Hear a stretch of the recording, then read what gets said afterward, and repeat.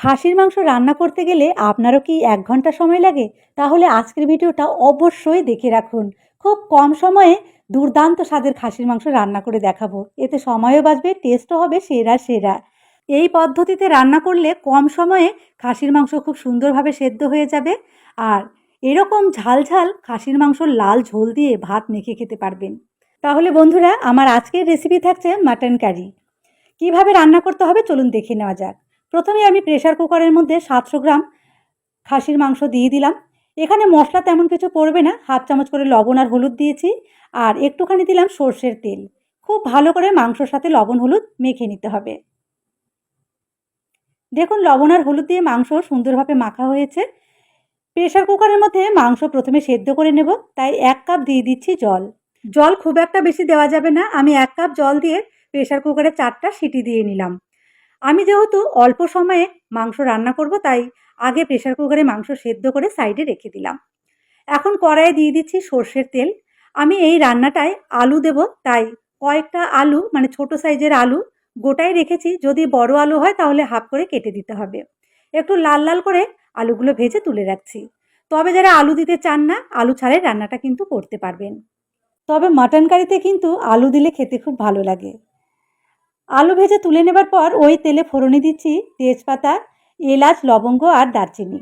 ফোড়ন সামান্য একটু ভেজে নিচ্ছি। ভাজা ফোড়নের খুব সুন্দর গন্ধ বেরিয়েছে। এখন দিয়ে দেবো কুচনো পেঁয়াজ। পেঁয়াজের পরিমাণটা কিন্তু আমি একটু বেশি দিয়েছি। ৭০০ গ্রাম মাংসর জন্য ৪টা মাঝারি সাইজের পেঁয়াজ দিয়েছি। গ্যাসের ফ্লেম মিডিয়ামে রেখে পেঁয়াজ খুব সুন্দর করে ভাজবো, যেন পেঁয়াজের কাঁচা গন্ধ চলে যায়। হাফ চামচ মতো লবণ দিয়ে দিচ্ছি। লবণ দিয়ে পেঁয়াজ ভাজলে খুব তাড়াতাড়ি পেঁয়াজ নরম হয়ে যাবে আর ভাজাটাও খুব সুন্দর হবে, রঙটাও দারুণ হবে।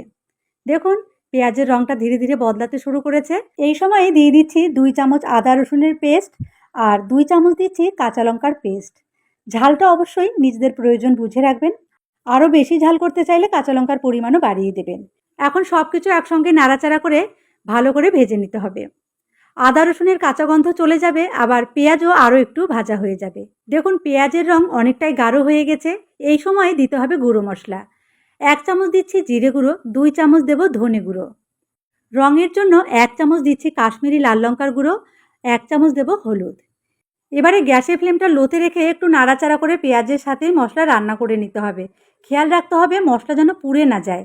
যদি প্রয়োজন মনে হয় তাহলে সামান্য একটু জল দিয়ে ভালো করে মশলা কষিয়ে নিতে হবে। দেখুন, মশলার রং বদলে গেছে, মশলা থেকে তেল ছেড়ে দিয়েছে। এখন একটি টমেটো পেস্ট দিয়ে আবারও খুব ভালো করে মশলা কষিয়ে নেব। এর আগে আমি অনুষ্ঠান বাড়ির মতো খাসির মাংসর রেসিপি আপনাদের সাথে শেয়ার করেছিলাম। সেখানে আপনারা অনেকেই কমেন্ট করেছিলেন, বলেছিলেন দিদিভাই আপনি বাড়িতে কিভাবে খাসির মাংস রান্না করেন সেই রেসিপিটা শেয়ার করবেন। তো বন্ধুরা, আমি কিন্তু বাড়িতে এইভাবেই খাসির মাংস রান্না করি। তো দেখুন, মশলা থেকে তেল ছেড়ে দিয়েছে। এখন দিয়ে দিলাম ২ চামচ ফ্যাটানো টক দই। টক দই দিয়ে খুব ভালো করে মশলার সঙ্গে মেশাতে হবে। অবশ্যই কিন্তু এই সময় গ্যাসের ফ্লেমটা লোতে রাখতে হবে। হাই ফ্লেমে রাখলে টক দই ফেটে যেতে পারে, তাই হালকা আঁচে টক দই খুব ভালো করে মিশিয়ে নিতে হবে। টক দই মিশিয়ে নেবার পর দেখুন মশলা সুন্দরভাবে কষানো হয়ে গেছে, মশলা থেকে তেল ছেড়ে দিয়েছে। এবারে দেখুন, প্রেসার কুকারে আমি মাংস সেদ্ধ করে রেখেছিলাম ৪টা সিটি দিয়ে। তো ভেতরে আর স্টিম নেই, সম্পূর্ণ বাষ্পটাই বেরিয়ে গেছে। মাংসও কিন্তু মোটামুটি 80% সেদ্ধ হয়ে গেছে। ৪টা সিটি দিলে 80% সেদ্ধ হয়ে যাবে। এখন এখান থেকে মাংসগুলো তুলে আমি এই মশলার মধ্যে দিয়ে দেব। আর মাংস সেদ্ধ করার পর যে মাটন স্টক থাকলো সেটাও কিন্তু এই রান্নাতে একটু পরে ব্যবহার হবে। শুধু মাংসগুলো তুলে প্রথমে মশলার সঙ্গে খুব ভালো করে কষিয়ে নিতে হবে। এইভাবে মাংস রান্না করলে টেস্টও খুব ভালো হয়, আবার রান্নাটাও তাড়াতাড়ি হয়ে যায়। যেহেতু মাটনটা আমি আগে সেদ্ধ করে রেখেছিলাম, তাই এখন আর খুব বেশি সময় লাগবে না। আসলে খাসির মাংস রান্না করতে সময় একটু বেশি লাগে বলে অনেকেরই আপত্তি থাকে।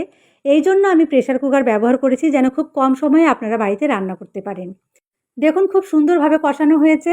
মশলা মাংসর গায়ে আটকে আছে, ঠিক এইভাবে কষিয়ে নিতে হবে। তো যদি আপনারা এখানে গোটা রসুন দিতে চান এই সময়ই কিন্তু দিতে হবে, পরে দিলে রসুন সেদ্ধ হবে না। ১ চামচ দিয়ে দিলাম লবণ। লবণ আর রসুন দিয়ে আবারও খুব ভালো করে কষাবো। মাটন কারিতে অনেকেই আলু গোটা রসুন খেতে পছন্দ করে, তাই আমি গোটা রসুন দিলাম। সবই কিন্তু নিজেদের পছন্দের উপর, যদি আপত্তি থাকে তাহলে না দিলেও হবে। দেখুন, মাংস খুব সুন্দর করে কিন্তু কষানো হয়ে গেছে। তো এই সময় দিয়ে দেব মাটন স্টক। মানে মাংস সেদ্ধ করার পর প্রেসার কুকারে যে জল ছিল সম্পূর্ণটাই দিয়ে দিচ্ছি। আমি মাংস সেদ্ধ করার সময় 1 কাপ জল দিয়েছিলাম, এখানে কিন্তু 1 কাপ জলই আছে। বন্ধুরা, এই মুহূর্তে যারা ভিডিওটি দেখছেন আমার নমস্কার নেবেন, অসংখ্য ধন্যবাদ জানাই আপনাদের মূল্যবান সময় আমাকে দেওয়ার জন্য। ভাজা আলুও এখনই দিয়ে দিলাম, যাতে কষাতে কষাতেই আলু আর রসুন অনেকটাই সেদ্ধ হয়ে যায়।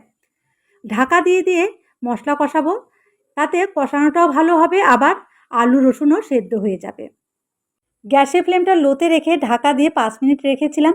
আমি কিন্তু ঢাকনা খুলে মাঝখানে দুবার নেড়ে দিয়েছি, খেয়াল রাখতে হবে যেন কড়াইয়ের সঙ্গে লেগে না যায়।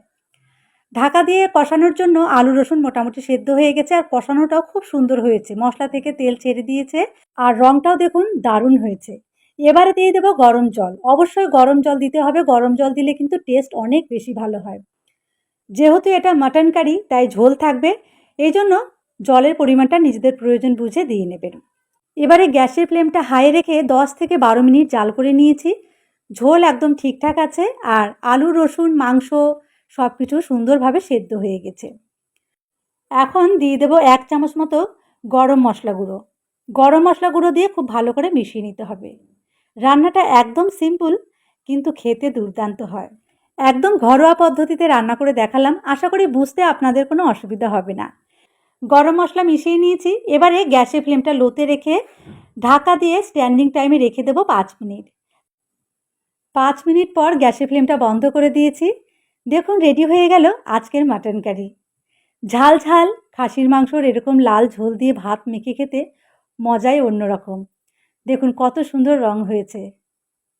তো বন্ধুরা, যদি আজকের রেসিপি ভালো লাগে অবশ্যই আমার চ্যানেলটি সাবস্ক্রাইব করে রাখবেন, আর রেসিপির নোটিফিকেশান পাওয়ার জন্য পাশের বেল আইকনটি কিন্তু অবশ্যই অন করে রাখবেন। যেসব বন্ধুরা ফেসবুক থেকে দেখছেন তারা অবশ্যই আমার ফেসবুক পেজটি ফলো করে রাখবেন। এইভাবে মাটন কারি রান্না করে ফ্রাইড রাইস পোলাও দিয়ে খেতে খুব ভালো লাগবে। তো বন্ধুরা, আজকের রেসিপি কেমন লাগলো আমাকে কমেন্ট করে জানাবেন। আশা করি এই ভিডিও দেখার পর খাসির মাংস রান্না করতে আর খুব বেশি ঝামেলা পোহাতে হবে না, খুব কম সময়ে রান্না করতে পারবেন। মাংস কেমন সেদ্ধ হয়েছে সেটাও দেখে নিন। তো বন্ধুরা, আজকের মতো আমি আসছি, আবারও এইরকমই একটি নতুন রেসিপি নিয়ে হাজির হয়ে যাব। সবাই ভালো থাকবেন, সুস্থ থাকবেন, ধন্যবাদ।